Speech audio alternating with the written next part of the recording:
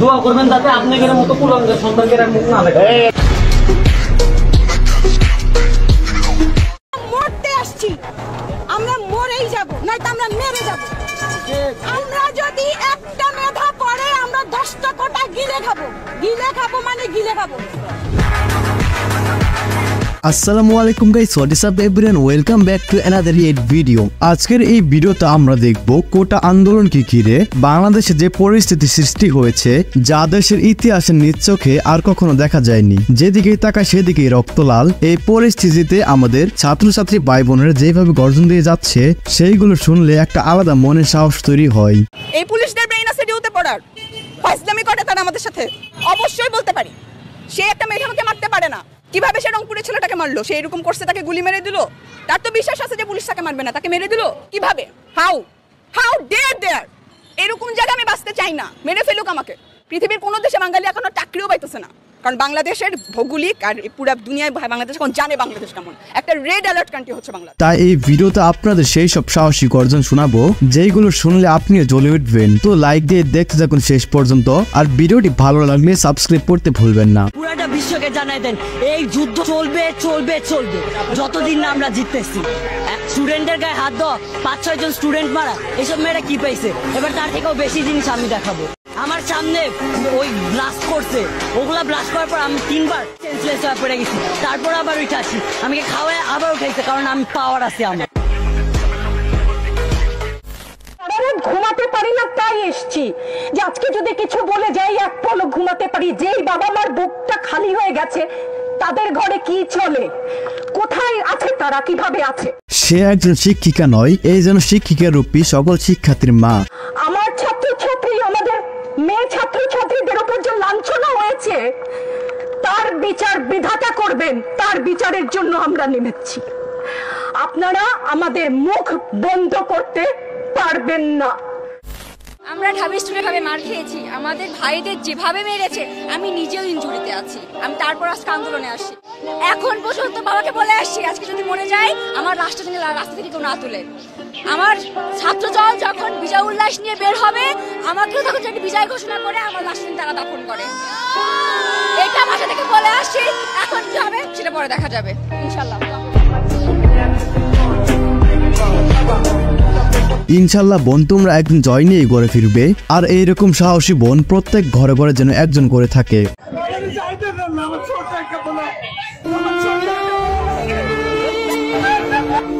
আহারে, কতটা আর্তনাদ ও মায়া থাকলে এইভাবে বোনের জন্য কাঁদতে পারে, আমার দেখেই তো গা শিরশির করছে। এই সরকারের পতন হলে সরকার দেশ ছেড়ে চলে যায়, প্রশাসন দেশ ছেড়ে চলে যায়, মারে কে? সাধারণ শিক্ষার্থী। আর ফিসাবিলিল্লাহ, আল্লাহ ধরা এত সুন্দর, ছাত্রলীগরা যেভাবে ধরছে না, আমরা তো ছিলাম মুসিলা। দেশও ধরবে, দেশ ধরবে। এমন অনেক ছাত্রলীগের মেয়েরা আছে আমার হলে, যাদের ফ্যামিলি জানে না তারা ছাত্রলীগ করে। এই মেয়েগুলোকে আমরা যদি আক্রমণ করি, ওদের বাবা আমার বুক খালি হবে। ওরা আমাদেরকে আক্রমণ করলে আমাদের বাবা আমার বুক খালি হবে। 25শে মার্চ আসছে কিনা ছাত্রছাত্রীর উপর, তাহলে 16ই ডিসেম্বরও আসবে, দেশ স্বাধীন হবে ইনশাআল্লাহ। বিগ রেসপেক্ট অল সিস্টার্স, এভাবেই গর্জে ওঠো, বিজয় তোমাদেরই হবে ইনশাল্লাহ। বিজ্ঞ আদালত এই শিশুকে 7 দিনের রিমান্ড দিয়েছে, যেটা আইন এটাকে করে না। আর এই ছেলেটা হচ্ছে গোল্ডেন জিপিএ 5 পাওয়া একটা ছেলে, মাত্র ঢাকা কলেজে ভর্তি হয়েছে, একটা মেরিটিয়াস স্টুডেন্ট। কিন্তু এই যে 7 দিন তাকে রিমান্ড দেওয়া হয়েছে, তার এটা শারীরিক এবং মানসিকভাবে তাকে যে হেনস্থা করা হবে, তার এটা শিশু আইনের পরিপন্থী এবং মৌলিক অধিকার ও মানবাধিকারেরও পরিপন্থী। আমরা বিজ্ঞ আদালতে একটা অ্যাপ্লিকেশন দিয়েছি যে তাকে শিশু আদালতে প্রেরণ করার জন্য এবং রিমান্ড স্থগিত রাখার জন্য। আমরা কি একটা দেশে বাস করি, মাত্র 17 বছরের একটি বাইকে রিমান্ড দিয়েছে, তাও আবার 7 দিনের। আর এরকম আইনজীবী দেশে আর কয়েকজন হলেও হতো, তবে ব্যারিস্টার সুমন ব্যতীত।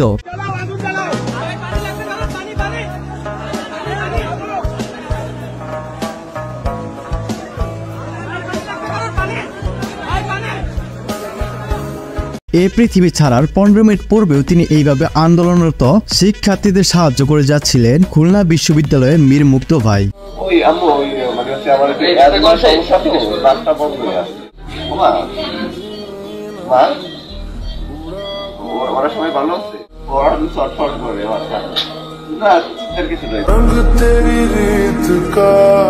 মা তো মাই, তার মতো কি আর কেউ আপন হয়? মিথ্যা বলা যাবে না, যে কোনো অবস্থায় থাকি না কেন।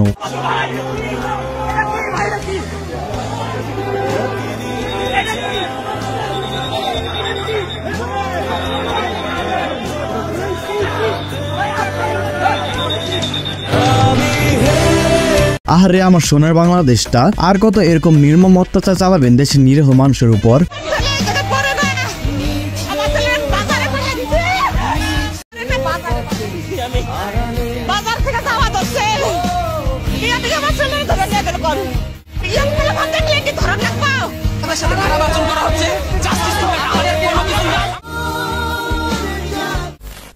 আপনার কি মনে হয় এত অত্যাচার কে সহ্য করবে? আসলে এটা তো একটা শেষ হবে। রাজপথে অবশ্যই থাকবো, যতদিন জীবন আছে ততদিন থাকবো। লাঠি নিয়ে কেন নামছি আমরা? কারণ রাষ্ট্র আমাদের নিরাপত্তা দিতে ব্যর্থ। রাষ্ট্র লজ্জিত হওয়া উচিত। আমাদের ভাইরা যারা ছাত্রলীগ করে, আমাদের ডিপার্টমেন্টের ওদের কাছে আজকে আমার প্রশ্ন যে দুদিন পরে দেখা যাবে তোরা আমাদের উপরে হামলা চালাবি, আমাদের বোনদের উপরে মারবি, মানে তোদের তো মিনিমাম লজ্জা হওয়া উচিত। মানে মানুষ পা চাটলে কিভাবে চাটতে পারে? কতদিন পা চাটবে আসলে? বাহ, কথাগুলো একদম মনে ধরছে। তোরা একই ডিপার্টমেন্টের হয়ে বোনদের উপর হাত তুলস, তোদের লজ্জা করে না?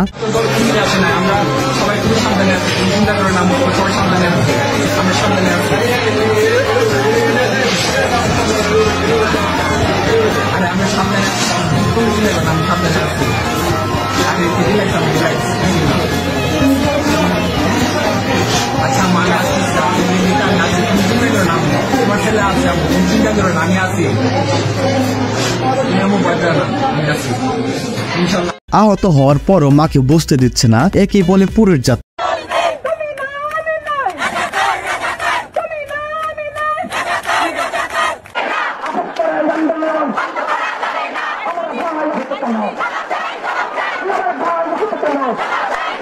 তো চলুন আরো কিছু এক নজর ডায়লগ শুনে আসি।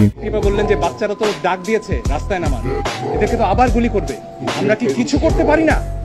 এই একটা প্রশ্ন থেকে একজন আইনজীবী হিসেবে দায়বদ্ধতা থেকে আমরা এসেছি।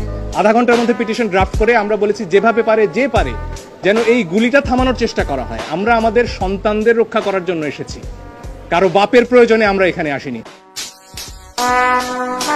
ঢাকা বিশ্ববিদ্যালয়ে পড়তেন আপনি? ঢাকা বিশ্ববিদ্যালয়ে পড়তেন ভাই? আমার দিকে তাকান ভাই, আমার দিকে তাকান। বলেন কত টাকা বিজনেস আপনার? 35 হবে শিওর। আরে আল্লাহ ভাই, আপনি সিনিয়র একজন দাঁড়ান, একজন পাবলিক সার্ভিস যে দেয় তার থেকে আমি বেসিক কোশ্চেন করতে পারি না? পারি কিনা? এটা তো প্রভু, অবশ্যই পারি।